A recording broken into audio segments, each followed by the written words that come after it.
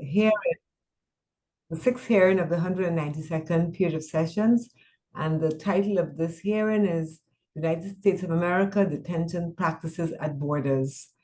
This hearing was requested by the Southern Border Communities Coalition. And the objective of the hearing is to present information from United States human rights advocates and migrants about ongoing human rights violations committed by Customs and Border Protection along the United States-Mexico border. We will have a number of organizations participating, but also I understand families of persons formerly detained at open-air detention sites. And so how will we, I just want to say that this, I'm sorry to say, I should have said it before, this hearing is continues the monitoring of the Inter-American Commission on Human Rights on treatment of migrants and refugees and asylum seekers, not only in the United States, but everywhere in the hemisphere, as we are a region with many people on the move, seeking relief and protection from persecution, from violence and crime and insecurities, multidimensional insecurities. And I should recall that the Commission paid a visit to the United States southern border in 2019 and made a number of recommendations arising out of that visit. And we hope that this afternoon, maybe some of the recommendations that are pertinent to this subject matter may arise. So how do we organize ourselves? I think everyone here may know well, but the civil society organizations will start off with 20 minutes of presentation. The clock will be on the Zoom screen, so everyone can self-monitor. The state representatives will have equal time, 20 minutes, the commission. And I'm joined here by Commissioner Pochak, who is the first vice president of the board of the commission, as well as by Commissioner Volkan, who is the second vice president on the board. We will have 20 minutes to ask questions or make comments as we want, and then CSOs get 12 minutes, as well as the state equal time, 12 minutes, and then we close off. I'm not sure if we have with us, we do have, I should recognize, Special Rapporteur for Economic, Social, Cultural, and Environmental Rights, Mr. Javier Palomo is with us, as well as our Deputy Executive Secretary, Maria Claudia Peludo, and a number of the team connected to the rapporteurship of migrants, as well as the rapporteurship connected to the United States. So with that, I welcome everybody once again and hope for a productive exchange. These hearings are really spaces of dialogue between the states, a tripartite dialogue, I would say, between the state civil society organizations and the commission. And the orientation of the hearings is towards trying to improve the situation of people whose rights are at risk of being violated or are being violated. So with that, I would like to open the floor. Again, welcome representatives of the civil society and representative state. I see Mr. Thomas Hastings is with us, and I want to say hello to him. I don't think we have had interaction this new year, but in any event, welcome to the hearing. The clock is on the wall. Where has the clock gone? 20 minutes, and I invite civil society organizations, and in particular, the Southern Border Communities Coalition to make their presentation. Thank you so much, and good afternoon to everybody. My name is Lilian Serrano, and I'm the director of the Southern Border Communities Coalition. We are a group of organizations from California, Arizona, New Mexico, and Texas. Our primary mission is to ensure that border enforcement policies and practices are accountable and fair, respect human dignity and human rights, and prevent the loss of life in the region. For several years now, our partner organizations, including our staff, has been observing practice by U.S. Customs and Border Protection that has continued to violate international human rights law by subjecting mostly Latin American, Asian, African, and indigenous migrants and asylum seekers, including many families with infants and small children, to deplorable conditions in sites that we call open-air detention sites in the US-Mexico border region. As we have, for all this time, have repeated attempts to urge CBP and the government to end this harmful practice. And all of our attempts have resulted in inactions. We respectfully are calling on the Commission to recommend that the US government issues clear guidance and protections to ensure that border authorities' laws, policies, and practice complied with the relevant international law and standards, and that prevent the use of open-air detention sites in any location or context. Through this hearing, we hope to prompt remedy from the United States, accountability, and the protection of human rights. So with that, I'll pass it on to my colleague, Ricky. Hello, good afternoon, or good morning. My name is Ricky Garza, and I am the Border Policy Counsel, attorney for the Southern Border Communities Coalition. The use of open-air detention sites along the US-Mexico border violates multiple rights afforded by the American Declaration, including the rights to life, liberty, and security of the person. In Article 1, the duty to conduct an effective investigation, Articles 1 and 13, the right to equality before the law and the prohibition against discrimination, Articles 1 and 2, family and the protection thereof, Article 6, protection for mothers and children, Article 7, and protection from arbitrary arrest, Article 25. The right to life includes a substantive obligation that mandates state parties to refrain from engaging in conduct resulting in arbitrary deprivation of life. The vulnerability of migrants to criminality, abuse, and racism has led the inter-American system to recognize undocumented migrants as a protected group that should be afforded heightened human rights protections. The Inter-American Court has found that the situation of vulnerability of undocumented migrants has an ideological dimension and occurs in a historical context that is distinct for each state and is maintained by de jure and de facto situations. The Commission has expressed particular concern for undocumented migrants traveling to and living in the United States. The Commission has observed that undocumented migrants are especially vulnerable to the dangers of falling victim to violations of human rights, crime, abuse, and discrimination, racism, and xenophobia. In November 2023, the UN Human Rights Committee concluded its review of the U.S.'s compliance with its obligations under the International Covenant on Civil and Political Rights, which the U.S. has ratified. The committee expressed concern about the U.S. government's treatment of migrants, specifically poor conditions of detention, including overcrowding, inadequate access to food, inadequate access to water, and medical care, and said that the United States should take all measures necessary to enhance protection of migrants, refugees, and asylum seekers, and ensure that immigration policy is aligned with international human rights and humanitarian standards. It further directed the U.S. to take measures to remedy the violations as required under Article 2 of the Covenant. I'll now pass it on to testimony from advocates who have been on the ground at the sites, to my colleague, Pedro Rios. Good morning, good afternoon, good evening, honorable members of the Commission. My name is Pedro Rios, and I'm Director of the American Friends Service Committee's U.S.-Mexico Border Program based out of San Diego, California. I'm also a steering committee member for the Southern Border Communities Coalition. Thank you for the opportunity to allowing me to speak today. In my role, I have been monitoring and advocating for human rights at the American Friends Service Committee for 22 years. Since May of 2023, I have visited the border many times, providing volunteer aid and observing the conditions of open-air detention sites near San Isidro and Jacumba, California. Since September 2023, I have gone to the sites at the border nearly every day, about 5 days a week, and I spend between 4 to 6 hours there during each visit. These sites are fully controlled by the U.S. Border Patrol, and anyone held at these sites is under Customs and Border Protection's control and custody.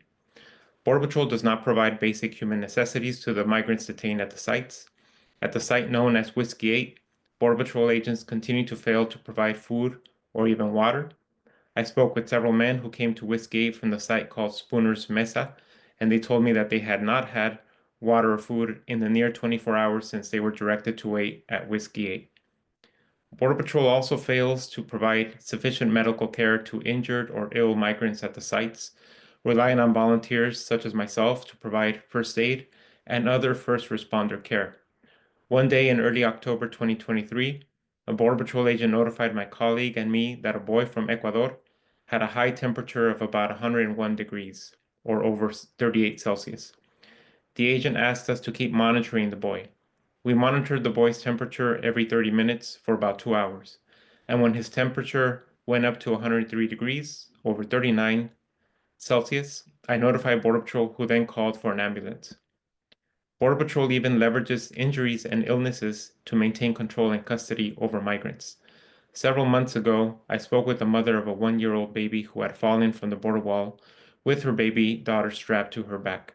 The mother agreed to have her injuries inspected by paramedics, and the paramedics suggested she and her child get further medical care at a hospital. But a Border Patrol agent threatened the mother that if she agreed to be transported to the hospital, she would not be processed and would suffer immigration consequences. The mother then refused medical treatment. Due to Border Patrol's failure to provide a basic level of care, I and other volunteers visit the open-air detention sites regularly, almost every day, to respond to the basic needs of the migrants. At Whiskey 8, we have set up 4 different stations, including a water station, food station, phone charging station, and a medical station. We have also added a food pantry at Whiskey 8. When Border Patrol permits us to do so, we also travel to other locations to deliver water and food. We do not know with precision the total number of people that have been forced to wait at the open-air detention sites in Southern California since May 2023. The first documented groups of people that were held between the primary and the secondary barriers along the U.S.-Mexico border occurred in October 2022 near Friendship Park, which is the westernmost edge of the U.S.-Mexico border. Through the numbers of people detained at the open-air detention sites from October 2022 and January 2023, these numbers varied, but the number steadily increased in February and again more significantly in April and May of 2023. The numbers of people who Customs and Border Protection has released into the community after processing serve as a best estimate of the total number of people who have been detained at the open-air detention sites. Typically, Customs and Border Protection forces people to wait at these sites, transfers them to a detention facility, and then releases them to the community after processing. From September 13 to December 10, 2023, approximately 50,000 people have been released to the community after processing. This figure, though enormous, does not account for the numbers of people that passed through the open-air detention sites between May and September 2023, when large numbers of people were held at these sites. My overarching concern is the inhumane treatment that I have witnessed since February, the ongoing lack of water, food, and shelter, the degrading treatment, and overall lack of respect or compassion for the migrants who are seeking safety from the dangers they face in their home countries. They should be treated with dignity and decency pursuant to human rights standards. This is not what's happening, and it's not what we have witnessed. I urge the committee to demand the United States protect the human rights and immediately commit to ending and the prevention of the use of open-air detention. Thank you. And I will cede the rest of the time to my colleague, Flower Alvarez Lopez. Good morning, commissioners. Thank you for the opportunity to share my firsthand accounts and lived experiences with you all. My name is Flower Alvarez Lopez, and I serve as the co-director of Universidad Popular, a San Diego-based community organization dedicated to empowering individuals through community education, firmly rooted in a human rights framework. Our work encompasses emergency preparedness, emergency response efforts, and long-term resilience work, always guided by the fundamental belief that every person deserves the right to humanity and respect. I have been assisting at open-air detention sites controlled by Border Patrol since May of 2023. As part of a collective of organizations providing aid, I have worked directly on the ground offering critical support to individuals detained in these conditions.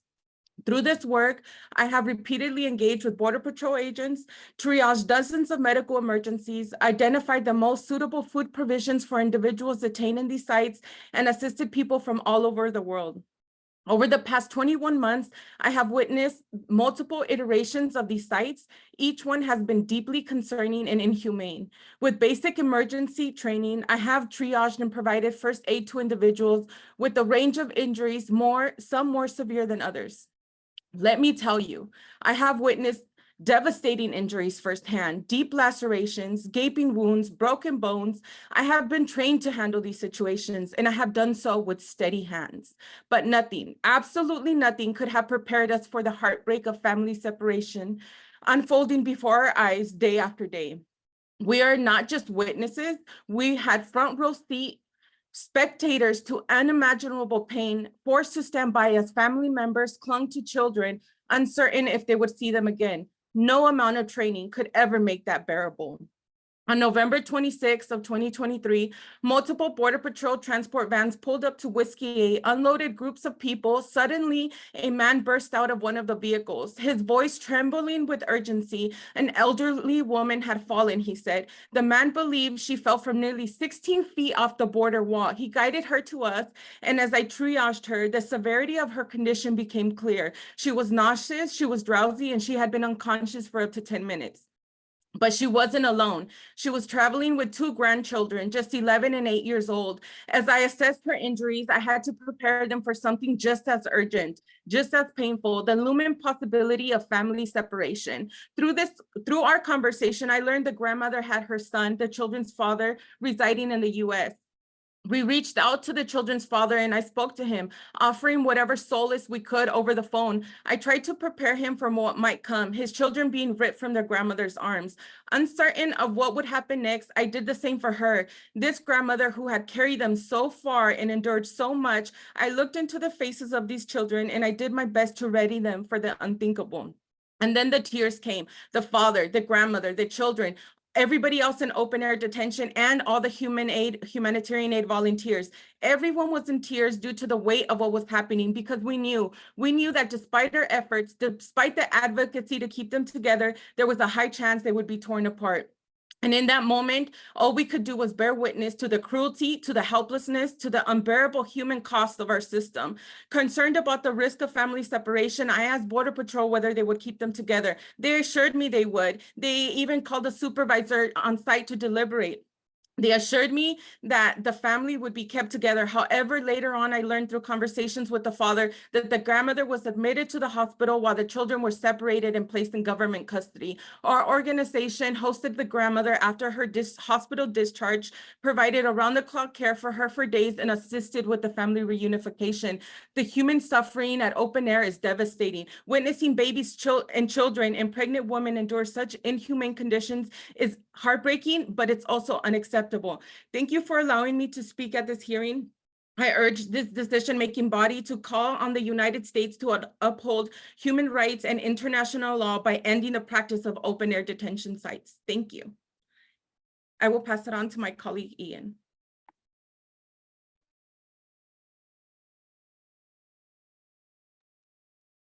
Hello, good morning, good evening, good afternoon to everyone. I am Ian Cervelo. I am the current chairperson of the San Diego Immigrant Rights Consortium, or SDIRC, and we are part of the Southern Border Coalition. I am also a volunteer at one of the open-air detention sites in San Diego, known as Whiskey 8. I have been to other sites as well, including Whiskey 4 and other sites in Acumba, California. I am a witness to the inhumane conditions and appalling treatment that human beings are subjected to at these locations. I have seen many people in distress who had endured long duration without food and water. I have experienced extremely cold weather and heavy rains at Whiskey 8, while people, including young children and babies, had to wait for hours, if not days, in the open before being picked up for processing. The US government has failed to provide vital humanitarian resources to ensure that these asylum seekers who are arriving at our borders have provisions to leave. If not for our aid stations at Whiskey 8, that provided food, water, warm clothing, blankets, tarps, and many other necessities, many would have suffered even more. I have seen and treated serious injuries of those injured from scaling the fence or from falling. Medical care and emergency are not available at these sites. We are able to call 911 for emergency situations, but the ambulance will take some time to arrive at the location. I have witnessed families separated because of the arbitrary rules of CBP, the Border Patrol, with regards to who can accompany an injured person in an ambulance. I have witnessed how these migrants and asylum seekers have been treated like criminals by border agents, how these human beings were humiliated, intimidated, and verbally abused by CBP officers. I have seen how men, women, and children are forced to take their clothes off in the open to comply with CBP rules on the number of clothing items one is allowed to wear. I have witnessed the practice of male border officers assigned to pat down female migrants because there are usually no female border officers with them. I have observed even worse treatment of people who do not speak and understand English and Spanish, particularly those from Asia. People from China and Vietnam have been subjected to verbal abuse because they could not understand the border agents' instructions, which are mostly in English or Spanish. I have seen Sikh men forced to remove their turbans. I am appalled by the cruel and inhumane mistreatment of human beings whose only offense was doing everything to bring their families themselves to safety or give the children an opportunity for a better future. The practice of holding people in an open air detention site should be stopped. Thank you so much. Thank you to all my colleagues for sharing their firsthand experiences volunteering and providing aid to migrants and asylum seekers. I just with that as a conclusion that as you heard today, we have multiple stories and encounters of how CBP agents have violated international human rights law by subjecting mostly Latin American, Asian, African, and indigenous migrants and asylum seekers, including families with infants and small children. As repeated, we have had repeated attempts to urge CBP to end these harmful practices on the sites and have ended in inactions. We provided some of the information of those attempts, including U.S. federal courts, and also all the accountable mechanisms available to civil society through the Department of Homeland Security, as well as just the federal government as a whole. After all of this, we are approaching now the commission. Again, we are urging for you to issue guidance to the United States to ensure that border authorities, laws, policies, and practices comply with all the relevant international and human rights law. Thank you for your time. Thank you very much, members of the Southern Border Communities Coalition, for your testimonies. We have, I'm certain about this, many questions to ask you. But before I do that, I'd like to turn over the floor to the representative of the state, Mr. Thomas Hastings, and your team. Welcome.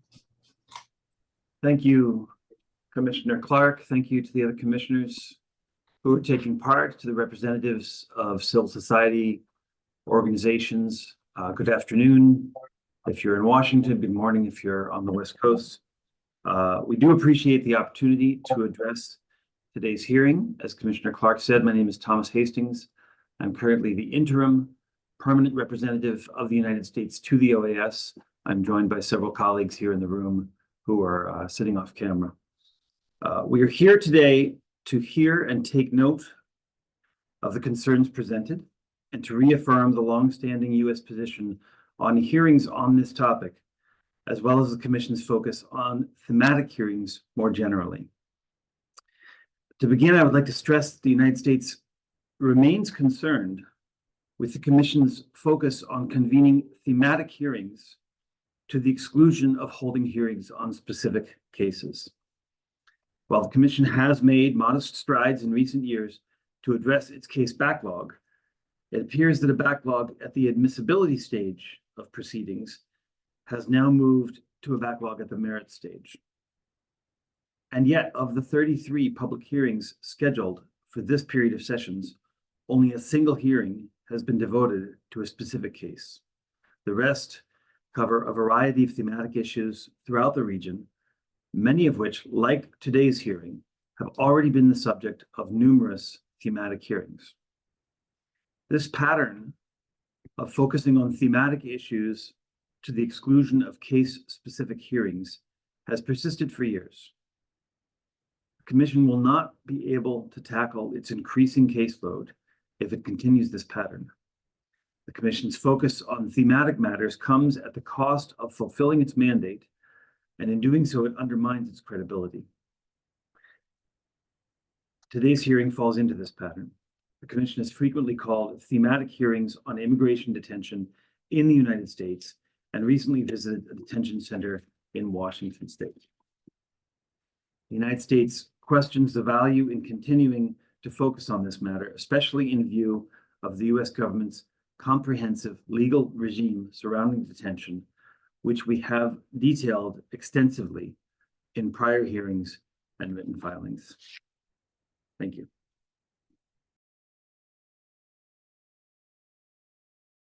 Thank you very much, Ambassador Hastings. I think, is that the sum of the intervention by the state? Well, okay, thank you very much. We take note of your concern, and I will say that we can provide the United States with some of our information and data on the developments in addressing the backlog and also in increasing the number of merit reports that we have produced. I myself, I think last year was a record for this commission in producing, I think, 121 merit reports, which is quite a substantial increase. And as you know, Ambassador Hastings, the commission has also put into place a prioritization policy so that we can address that backlog. Having said that, this is a commission that receives over 3,000 new petitions every year, as well as precautionary measures. And I do want to acknowledge the support of the United States, the past support of the United States in helping us to deal with the backlog, providing us the resources to help us to deal with the backlog, and generally to support the functionality of the commission. And so I think, whilst I note your specific concern about case hearings, I would welcome the opportunity to have a more specific dialogue with the United States, I'm sure with the Secretariat, on the question, the issues that you have raised around thematic hearings as opposed to case hearings.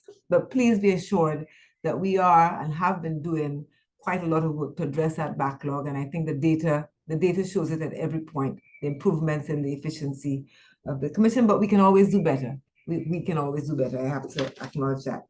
Okay, so in relation to this particular hearing, it's specific to the United States, but of course the issue of migration, movement of people undocumented, people who are undocumented, asylum seekers is a regional issue. And the commission has always acknowledged that, and that there needs to be a regional approach to addressing this issue in countries, destination countries, transit countries, or origin countries. There has to be a regional approach which addresses both the causes and the consequences of people on the move, and really why they're on the move. We know for security, to fleeing persecution, and fleeing violence, fleeing the effects of organized crimes and weapons all over the hemisphere. Yeah, some countries are more effective than others, so the regional approach, I think, is really required. But this particular hearing is about the detention centers, and it's not all detention centers, the open air detention centers.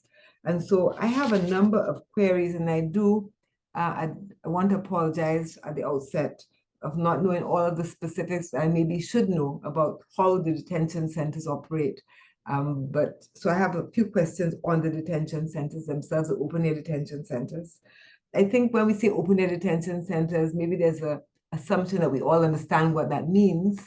but I would like to hear from the representatives of the southern border communities but what does that mean? What is an open air detention center? And how many such sites are there in the United States?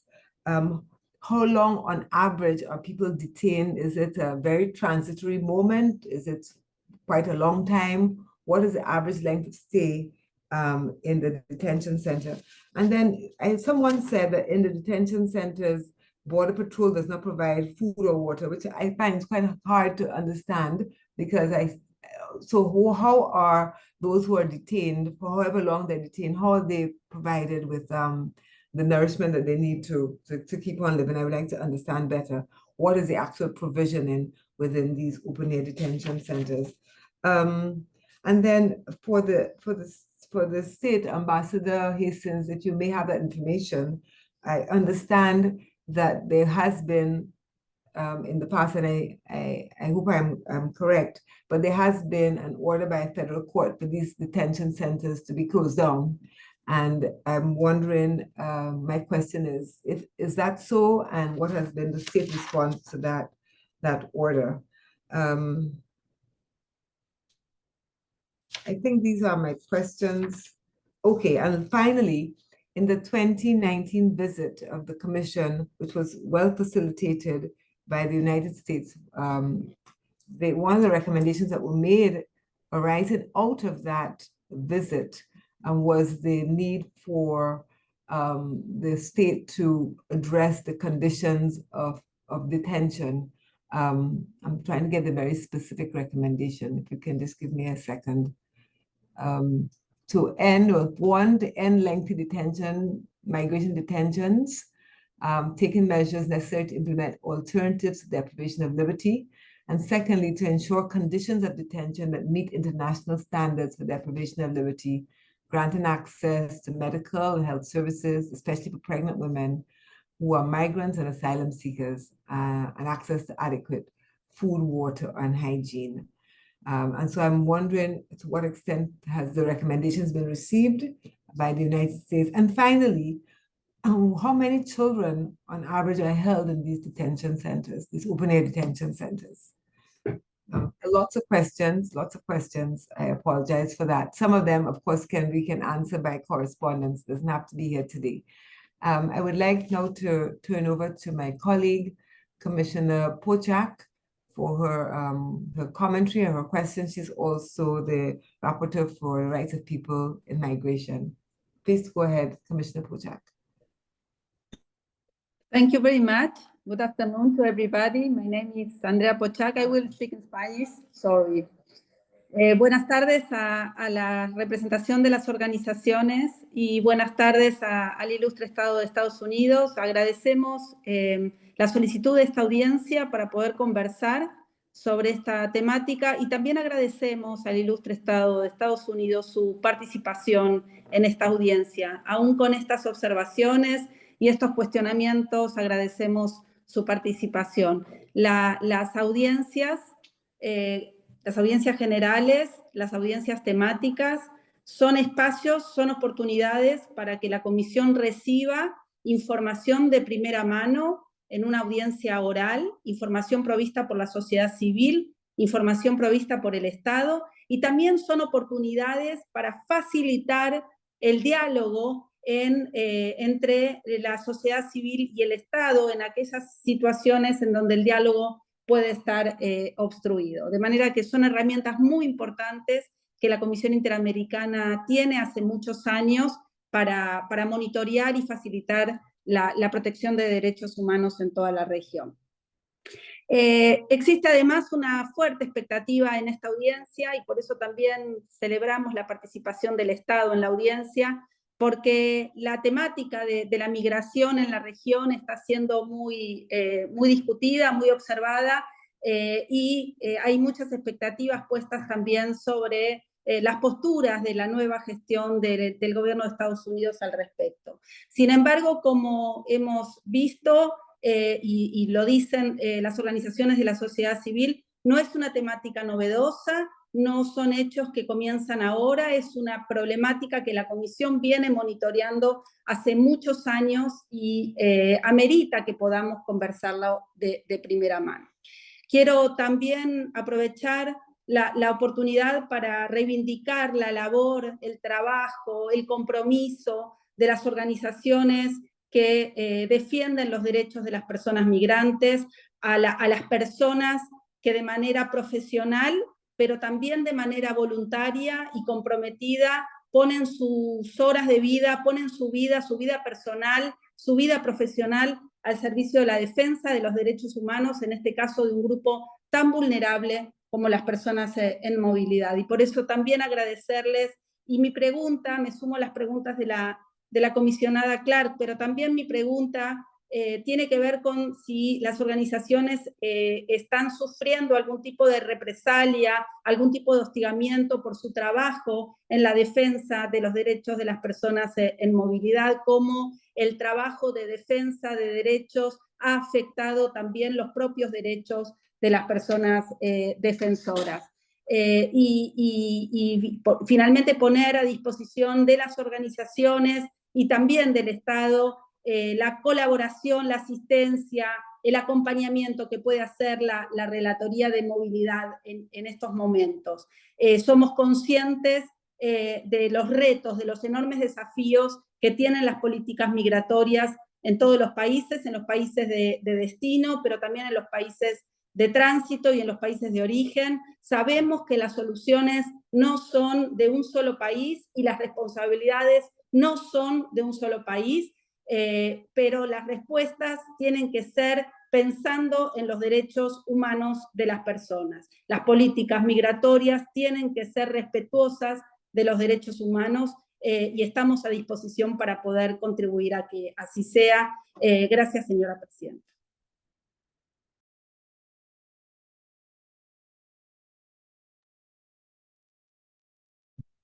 Thank you very much, Commissioner Pochak. Commissioner Bulkan.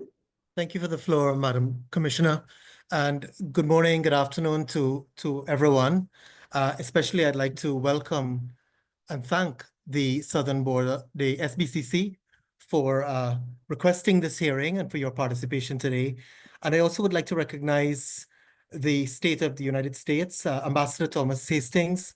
Thank you very much for your presence, if not your participation fully. We do appreciate even your presence and listening to what's being said here today. My colleagues have said much of what's necessary, but permit me, Madam Chair, just to make a few observations in addition.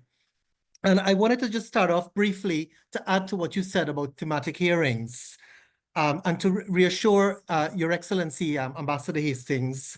As Commissioner Clark said, this commission is well aware of its backlog, and we've been working, I would say, 12 months a year on the backlog, because there's a section that's completely devoted to this. But the thematic hearings are very much a part of our mandate as well. The cases and petitions, one could say they're reactive. They are responding to past violations. But the beauty of these thematic hearings is that they are real-time monitoring, and they give civil society and the state the opportunity to ventilate ongoing human rights issues or human rights challenges or problems. And as Commissioner Clark said, it's really a dialogue. So they serve a very useful purpose in the present, to perhaps reduce the number of cases if human rights issues can be solved. As for migration, we know we've had many hearings on this, but we have to continue doing so because the problem is far from over. I also should say that the Commission recognizes that issues around migration, asylum seekers are very complex and very nuanced. We can't have unrealistic expectations of states. And for those of us in the Caribbean who historically we have been sites of departure, we are now ourselves sites of intake, as instability has grown in the region, and we are now getting migrants in the English-speaking Caribbean from other Spanish-speaking countries. So we well appreciate the pressures this causes on economies, on demographics, and all of the things that the US has been battling for years. And we know that there are no easy solutions. But maybe I could start off by observing that, you know, as the Statue of Liberty says in the US, I mean, I'm not American, I don't know it by heart, but I do know it says something about the poor and the weak. And I know this is a tremendous symbol of American freedom and American openness and American inclusivity. And I know that that Statue of Liberty heralds and signals one of the most crucial aspects of American identity. It goes to the foundation of the USA as a country of immigrants, one that arguably, I think, is not great again, but one that has always been great because of how it has welcomed some of the world's most dispossessed and poor and vulnerable. And that tradition, I think, has been beneficial on both sides. The USA has benefited from some of the most industrious and brilliant and productive people. And so I say that in today's world, I think our concern is, I mean, obviously for the US, that's a matter of state. I mean, the executive and Congress to work out how it's going to balance its migration policies and its financial considerations and all of that. But our concern here at the Commission is really a humanitarian one.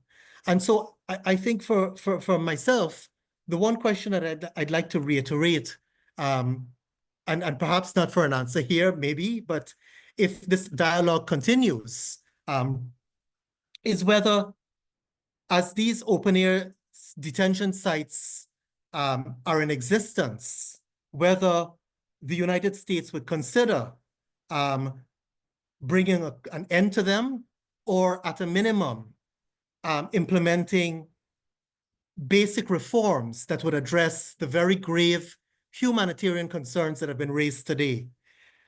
International human rights law, as we know, establishes some very basic principles, and one of them is about non-penalization, so as not to criminalize those who are simply fleeing or seeking a better life.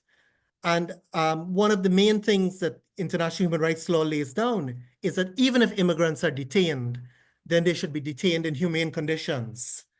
And so I guess my one question or plea is that if these open-air detention centers were to remain, whether the US would consider, whether the illustrious state of the United States would consider implementing reforms to ensure that some of the basic guarantees of human dignity and decency can apply. So in other words, minimum guarantees of nutrition and climate control and water and basic human rights to dignity. So I'll end there and thank once again the civil society and the state for their participation, and perhaps say that we remain open to dialogue, and even if it's more private dialogue where these humanitarian issues can be addressed. Thank you very much, Madam President. I give you the floor. Thank you, Commissioner Bulkan. Special Rapporteur Javier Plumo, would you wish to say anything? Yes, thank you very much, Madam President. It's a pleasure to be here. I'm going to speak in Spanish too. Yo soy relator especial sobre derechos económicos, sociales, culturales y ambientales de la Comisión Interamericana de Derechos Humanos. He tomado nota de las informaciones que ha proporcionado la parte solicitante de esta audiencia sobre algunos aspectos vinculados a las condiciones de detención, la exposición de temperaturas extremas, aspectos vinculados al acceso insuficiente a agua y alimentos, así como temas vinculados con el acceso a atención médica, especialmente cuando hablamos de algunos grupos específicos, como niños, niñas, mujeres embarazadas, personas mayores o personas con con discapacidad. En este sentido, me gustaría consultarle tanto al Estado como a la parte solicitante si nos pueden proporcionar más información sobre esta temática y también en el caso de la intervención del Estado, específicamente cuáles son las acciones desarrolladas en el marco de esta política pública para garantizar derecho a la salud, a la alimentación en el marco de estos centros de detención al aire libre. Muchas gracias. Thank you, Special Rapporteur. I don't see any other hands up. So with that, I would like to invite representatives of society to make a response, and they have, I think, 12 minutes. I'm sorry, before I do that, come as the Executive Secretary, do you wish to say anything? Thank you, Madam President. I just want to ask to the civil society organization if there is any channel of communication with CBP, any channel where you can present all these cases, and if you have any response, an official response from CBP. That's it. Thank you, Madam President. Thank you, Deputy Executive Secretary. Over to you, civil society. You have, can you please reset the clock? And I think they're having trouble with the channels, by the way, the interpretation channel. I'll check. Okay. Yeah, I was just hearing Spanish in the English channel. Yes, me too. I think that must be sorted out. Okay, yes, over to you, representatives of the Southern Borders Communities Coalition. Thank you so much, commissioners, for your questions and for your comments. Just to give folks a more general description of what we're referring to as open-air detention sites. So as migrants enter the United States, and we are talking about the specific sites of the boundary between the United States and Mexico, as migration, more and more migrants, including asylum seekers whose intentions are to turn themselves over to the authorities versus decades ago, where we will see migrants attempting to avoid authorities. As they approach the US and now standing on US territory, the first encounter with authorities tends to be with the Border Patrol. Agents have been directing migrants to congregate in multiple sites, all just areas assigned most of the time very close, if not adjacent to the border wall between the US and Mexico. And they are asked to wait there for transportation. That is the official answer that we get from the CBP and DHS when asked about the sites, that they are just there waiting for transportation. The concern is that the waiting time can be anything between 5 minutes to 7 days, right? 7 days. Yes, I said that right. So at different times, as we know, there are multiple factors that impact migration. And when those, when we have big numbers and long periods of time, people detained in the sites are being monitored 24 hours by Border Patrol agents, but they're not being provided anything. No food, no water. There is no permanent facilities that they can be used for restrooms or for showers. The little nutrition that migrants receive is being provided by volunteers and some of the organizations that are here with us today. The little medical attention they receive is all provided by volunteers and some of the organizations that are here with us today.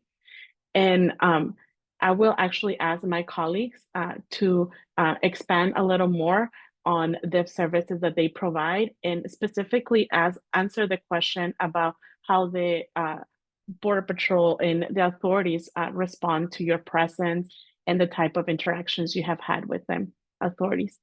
Pedro, do you want to go first? Thank you, Lily, and thank you, commissioners, again for your questions.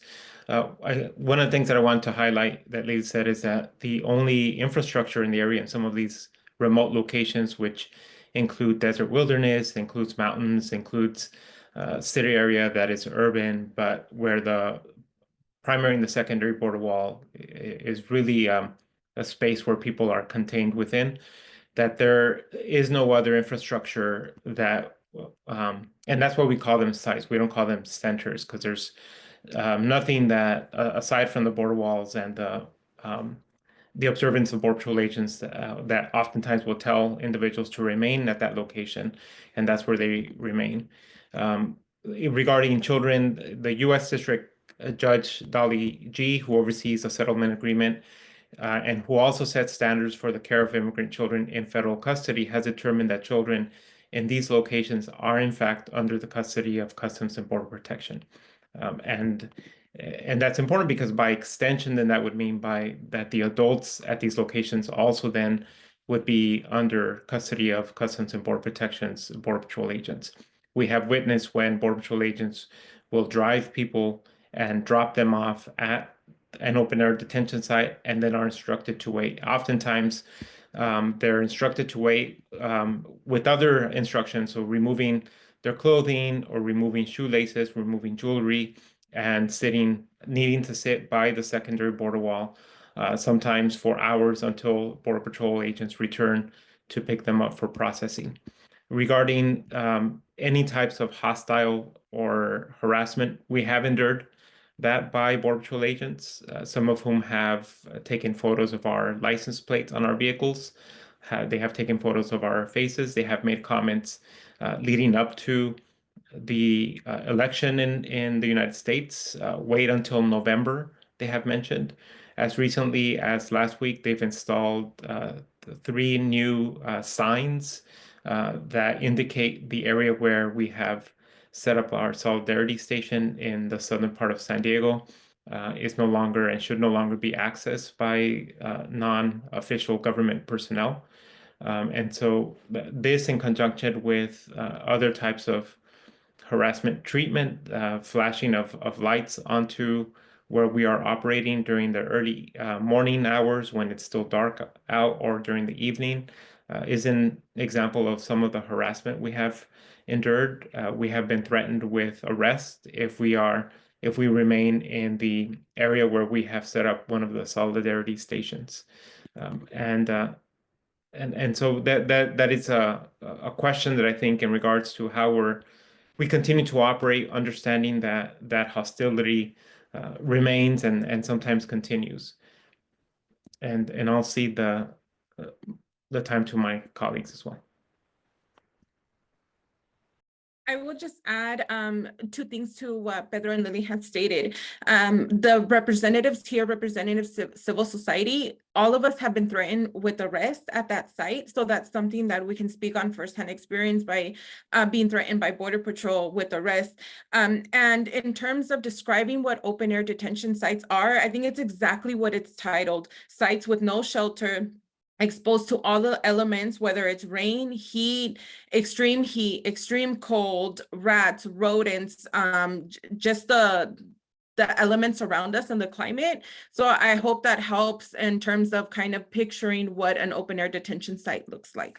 Ian, is there anything you would like to add?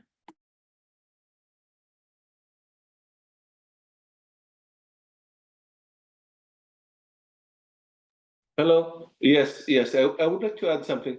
The question about how many of them, the numbers are very hard to pin down, because there are many sites that are very hard to access. So we're not able to have volunteers or in all of these locations. What has been consistent, though, is that we have been monitoring the recent numbers at Whiskey 8, but again, it's very hard to put the actual numbers since October of last year. And yeah, so just to add to my colleagues about the description of this open air detention. So the fact that these migrants are ordered to stay there, at some point before even they were given some bracelets to identify which arrived first, though that practice was did not continue in the latter part. But there was at one point where CBP actually provided a way for them to identify which migrants arrive at what date or at what time. And also, in addition, they would order the migrants to, they have a set of instructions to these migrants even before they are picked up for processing. As Pedro said, they were ordered to remove these shoelaces, they were ordered to do this, and they would give other instructions too as to the number of clothing that they are allowed to wear and the number of bags that they're supposed to that they're allowed to bring. So yes, so it's practically detention without the physical walls. Yes, thank you. Thank you to my colleagues for adding that. Trying to go down on the list of questions. I think one that we haven't answered is how many of the sites exist. We as the network, as advocates, have identified 9 sites just in California alone, but we suspect that there are others that we just don't have access for multiple reasons, but primarily because they are located in areas that, once again, are 100% controlled by Border Patrol, and as a civil society have no ability to be there, to get there. We have also heard from advocates in Arizona and in Texas that the practice is not limited to California, but again, because of how remote these locations are, as civil society, is very difficult for us to encounter. When we do have reached out to CBP and DHS in multiple occasions, there is, through their DHS Civil Rights and Civil Liberties process, which is the channel that is available to us as civil society to raise concerns of this type of violations. As SBCC, we have submitted 2 complaints that have prompted 2 separate investigations. We have accompanied CRCL agents to go out there and interact with migrants in the sites that, once again, we have been able to identify. And we have not heard or seen really much improvement in the conditions. I think we answer all the questions, but if we missed any, we are happy to share. We have documented we have documentation about the different ways in which we have reached out to the government to seek remedy. Thank you very much. And now, Ambassador Hastings, the floor is yours for 12 minutes for anything you may wish to add or respond to. Thank you, Madam President.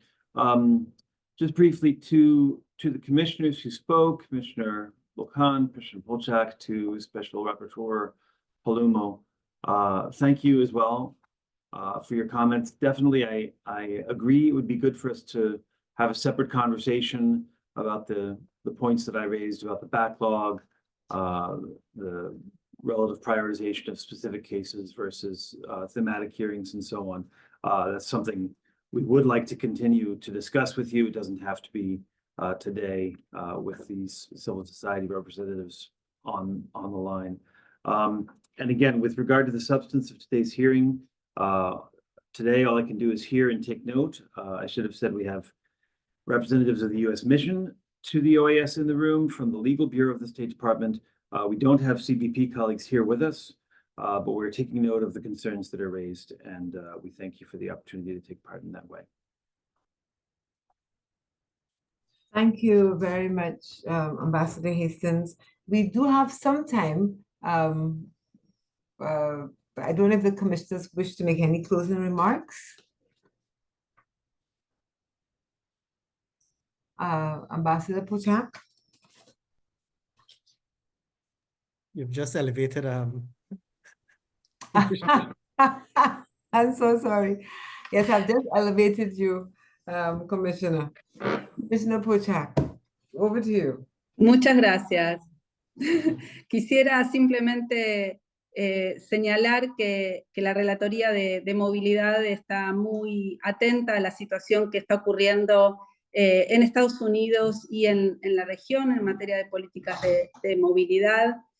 También queremos agradecer a Estados Unidos por los aportes constructivos que le han hecho a la Comisión Interamericana en relación con el comunicado de prensa que la Comisión emitió hace apenas 2 semanas, en donde hace saber su opinión, su mirada sobre algunas políticas migratorias que se entienden regresivas por parte de la Comisión Interamericana, y agradecemos entonces al nuevo gobierno de Estados Unidos sus aportes constructivos, y esperamos en ese sentido poder establecer un diálogo constructivo para favorecer la situación de derechos humanos en Estados Unidos. Ese es el mandato que tiene la Comisión Interamericana de Derechos Humanos hace más de 65 años, bregar por la situación de derechos humanos en todos los países de la región, y para eso apelamos al diálogo, apelamos a estos espacios de intercambio de opiniones y de información sobre la situación de derechos humanos, apelamos al diálogo constructivo, y estamos seguras que esto va a ser lo que va a guiar la relación con la nueva gestión de Estados Unidos y la Comisión Interamericana. Así que agradecemos a las organizaciones por su valiente trabajo. Sabemos que no son tiempos fáciles. Trabajar en derechos humanos en estos tiempos no es una tarea sencilla. Defender los derechos humanos de quienes parece que poco importan, de quienes no son tratados como seres humanos y son deshumanizados, es aún más difícil, y por eso agradecerles y encomendarles que sigan por ese camino que es muy necesario. Así que quedo a disposición, Presidenta. Muchas gracias. Thank you, Commissioner Pochak. Commissioner Volkan, is there anything else you may wish to add? Not really, Commissioner, but perhaps since you've given me the floor, maybe just to say to the representatives here, first from civil society, thank you very much for your dedication and for continuing to do this work, for your all that you do to make the welfare, to improve the welfare of others. This is noble work, and I thank you very much for what you do, but also for coming here and to making this visible. Ambassador and your team, thank you also for coming as well, and for listening to us, listening to the representatives, and I hope we can take up your offer of further dialogue, not just around our operations, but also around the issues of migration. As I said, the Commission understands the dynamics, and so hopefully our dialogue can focus on perhaps ways in which the Commission can help, ways in which humanitarian concerns can be addressed. So thank you once again, everyone, and I wish you a very good afternoon. So just left for me to close the session, repeating the thanks that have come before, but I think it's always important to acknowledge the hard work that human rights defenders are doing. It's hard because you have to be so committed, so clear, and so consistent in what you're doing, engaging with those who are maybe most marginalized, most at risk of being damaged. And to not take your eye off the ball requires courage every day, psychological courage every day, and also solidarity. And I want to acknowledge Lillian and Pedro, Ricky, Flower, and Ian for that solidarity that you're giving each other within the coalition, but also with those who are experiencing what must be really very debilitating conditions as they themselves in the process of trying to get to security. in the process of trying to get to a better life, experiencing those circumstances. So hard, but to also recognize, as we've all said, the complexity of movement of peoples, the unregulated movements of peoples in our region, something that really states have to come together with some degree, again, of solidarity to address the causes of the movement as well as the consequences.